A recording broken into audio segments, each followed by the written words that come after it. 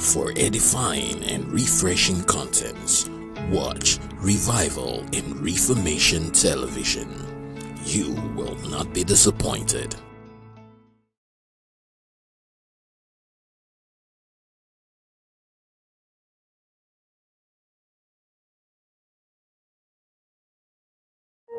Welcome to Health Matters, a program featuring healthcare professionals teaching you how to take charge of your well-being and to let you know that God wants you to be healthy.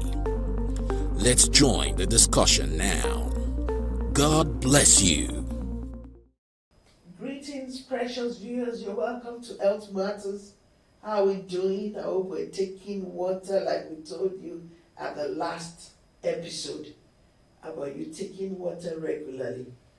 We have a fantastic topic again today, very important one that we believe will be a blessing to all of us. Again with me today is our precious First Lady, medical doctor, a senior registrar with Lagos State Teaching Hospital here in Lagos, in Ikeja. She is in the Department of Anesthesia. She's the First Lady of Love Squad Community Church, Okwebi, Lagos. Please join me as I welcome once again to this program Dr. Mrs. Ayobami Oyedepo. Thank you. You're welcome. Thank you. Thank you very much. Thank you so much for the exposition at the last episode. I was personally blessed, especially that area about filtering of the kidney. Can you quickly just give us a small recap about the benefits of water we did last week before we go to this? Okay, thank you, Ma. So we mentioned a lot of things about the benefits of water, talked about how water is important to keep us active during the day. You don't feel blurry, foggy, and all of that. Water helps to maintain blood volume in the body, quite important, so that the heart would have enough volume to push around the body. And also talking about the kidneys, how water is important for the function of the kidney in order to filter waste products out of the body. And when this is not done, we mentioned the possibility of having what we call kidney stones, when the kidney cannot filter the waste product as it should, so the product can clog the pores, let me put it that way, the pores that the kidney is using for the filtration, so you can have the kidney stones. Then also something that I forgot to mention the last episode about this water is that when you are being dehydrated, there are some signs that you would also see to let you know that you are not taking enough water. So when the quantity, the volume of your urine, you are noticing that the volume of the urine is reducing, it is not the way you normally urinate, it might be an indicator to tell you that you are not taking enough water, so your kidney does not also have enough to push out. Another thing also is the color of the urine, how concentrated the urine is. When you are passing urine that is concentrated, that is very dark, it can also be an indicator that you've not been taking enough water. When you take enough water, the kidney would have enough to use to filter the waste product, and the clearer the color of the urine would be. So those are some of the things I think would also help us to keep track, to know that we are not doing well or you are not doing enough when it comes to you taking water. Thank you. Thank you for the extra. Thank you for that important extra. So let's go right into today's topic. Flu. What is flu? How do we know we have flu? You know, in this part of the world, in the tropics, we don't really, we feel, most of the time, I think we talk about malaria, that we have malaria, but it so happens that we have what is flu. There are times that it is flu we have and we think we have malaria. So, doctor, we're going to start, first of all, from telling us, what is flu? do we have flu in Nigeria? Can we have flu? Okay, thank you. Thank you, Ma. So flu, I would say that it's a viral, is a respiratory infection caused by a virus. So usually by the influenza virus. So it affects the respiratory system starting from the nose, can affect the nose where you have runny nose, can affect the throat where you have the sore throat, can affect the eyes and the ears also. So usually around the head, so it can affect the nose, the throat, the ears, the eyes. Then when it's now, maybe if there is a superimposed infection or in the severe form of it, it can then affect the lungs. That means it travels down to affect the lungs. So it is a respiratory system problem. Do we have it in Nigeria? Yeah, yes, it's a virus, and it's like in our books we say that viruses are ubiquitous. That means they can be found anywhere. They So can we be do found. have flu. Yes. So anytime we are having cold, catarrh, like we call it here, that means we have flu. Yes, it's And is it's it usually malaria? Is it malaria? no flu is not malaria. So And it cannot end up being malaria. it cannot end up being malaria, but the truth is that you could have malaria with it, but it is not the flu that has then metamorphosed into malaria. No, they are caused by two different things. Flu is caused by the influenza virus. Malaria is caused by the Plasmodium species. So they are two different things. But of course, the one could assist the other. For example, maybe you are already having the symptoms of malaria, you're already having the Malay fever, but you are still keeping it strong. So when you now had stress and all of that, combined with the fact that your immune system is already compromised, then it will be easier for the virus, the influenza virus, to now attack, and you come down with the flu. So it can happen, would I say pari passu, but it is not caused by the same organism. Okay. Yes. What are the symptoms of flu? How would our viewers know that I have flu? This is not malaria, this is flu. How do we know? What are the symptoms? What are the signs? Okay, so for flu, like I mentioned earlier, it affects the nose, the throat, the ears, eyes, and so those are the usual parts of the body it affects. So when you have flu, the commonest presentation symptom is the running nose. Okay. That's catarrh. That's catarrh. That's the commonest presentation of it. You have the running nose, then you can go further by some people. Without the catarrh, they can have the sore throat. So you have pain on swallowing and all of that. So painful swallowing, you have sore throat, you feel like you have wounds in your throat. So then here there could be ear pain.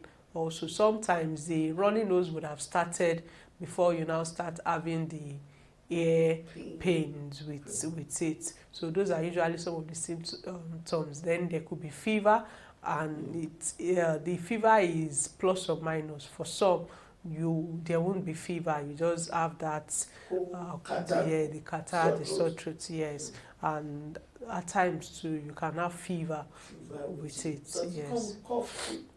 Yes, you can come with cough, yes. Anything, all those presentations are for the respiratory system, so you can also come with cough. And any one can precede the other. It's just that the running nose is the most prevalent way of presentation with the influenza virus. Does it affect both young and adults? That is, children can have flu, adults can have flu. Yes, it's anyone, young adults and but it's commoner among the young children because they don't know about the precautions. They throw precautions into the hair and all of that. So that's why the presentation is more amongst them. Then they are almost always with their colleagues in school and all of that. So tend to have it more amongst them, but it can also affect adults.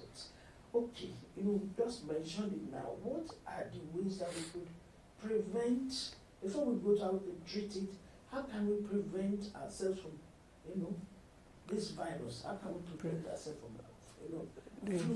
Okay, so for the prevention of flu, it's okay. I will take it in two different ways. Okay. Meaning your responsibility to yourself when you have the flu. Meaning that when you have the flu and you are trying to prevent other people from getting it. So that's what I'm saying. I'm taking it. So prevention, first part, you preventing yourself from having it. Then the other part is you have the flu, but you are conscious of the people around you. You want to prevent others from getting from you. Yes. So first of all, the first part. So you preventing yourself from having it. First thing, we need to pay attention to our immune system. We need to eat healthy. You need to ensure that at every point in time, or as much as you can, you try to ensure that your immune system is on point. You eat healthy, you sleep well, you drink water in healthy manner and all of that, because usually this virus, influenza virus, it's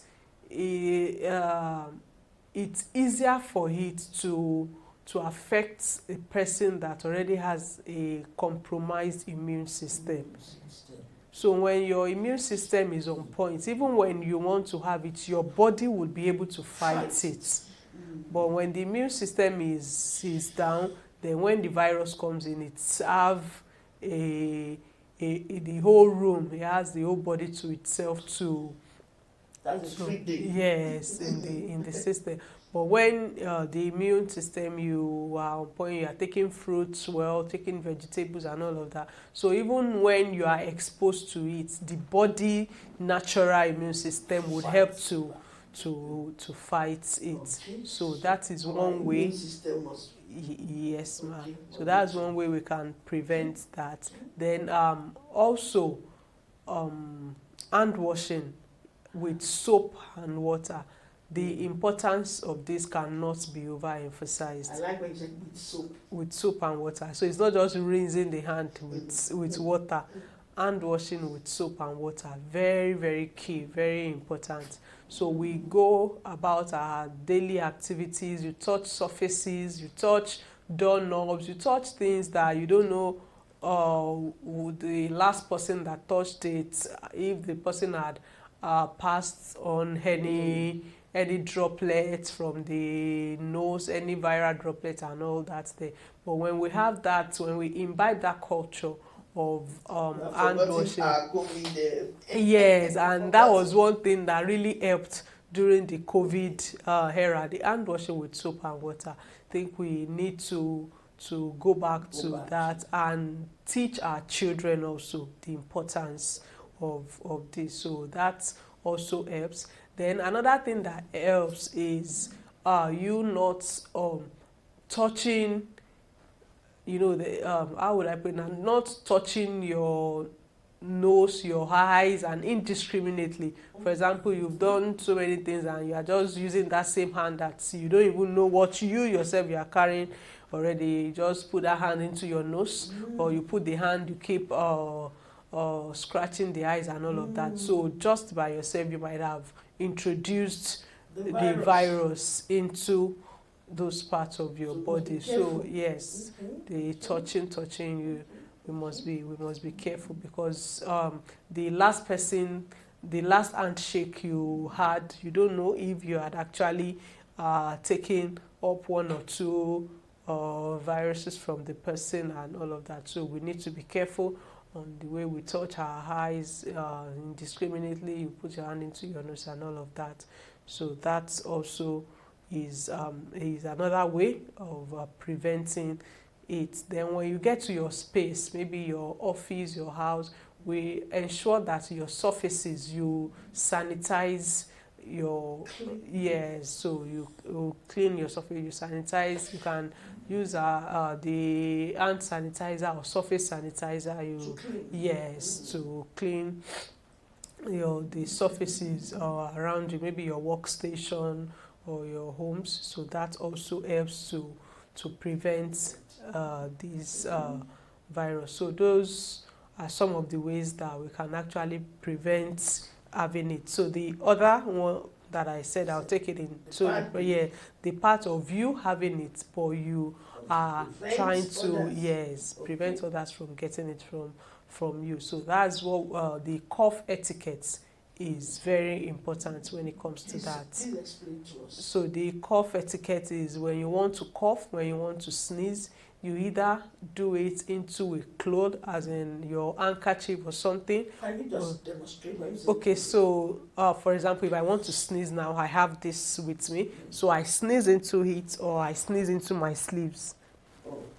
Either of those two. If you want to sneeze, if you want to cough, so you do it in the not just into the air. You just don't sneeze into the atmosphere, releasing droplets and all. Then you sneeze into. So we usually discourage sneezing into the palms, because when you sneeze into your hand without you probably washing the hand, you can touch anything. You can touch surfaces. You can touch doorknobs, and the next person coming can pick it from there. So we usually discourage sneezing into the palm. We tell children that also, that you sneeze into your elbow.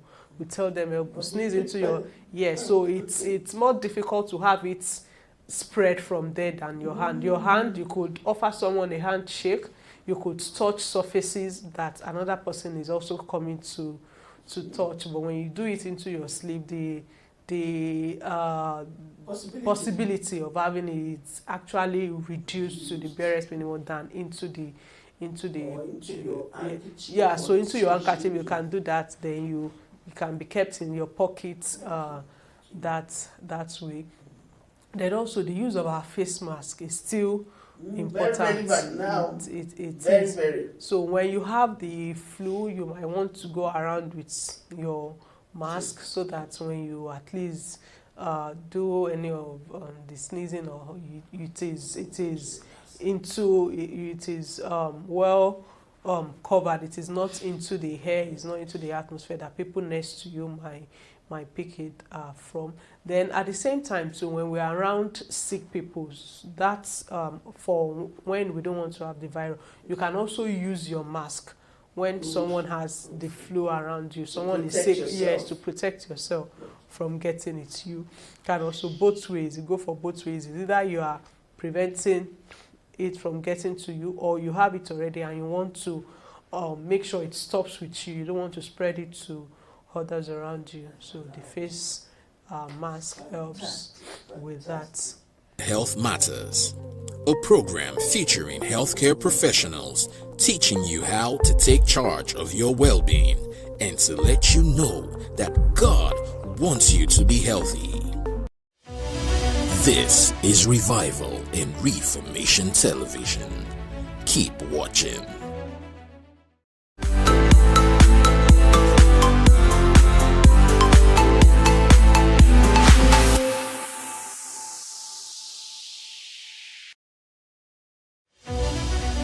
Thanks for watching Revival and Reformation Television.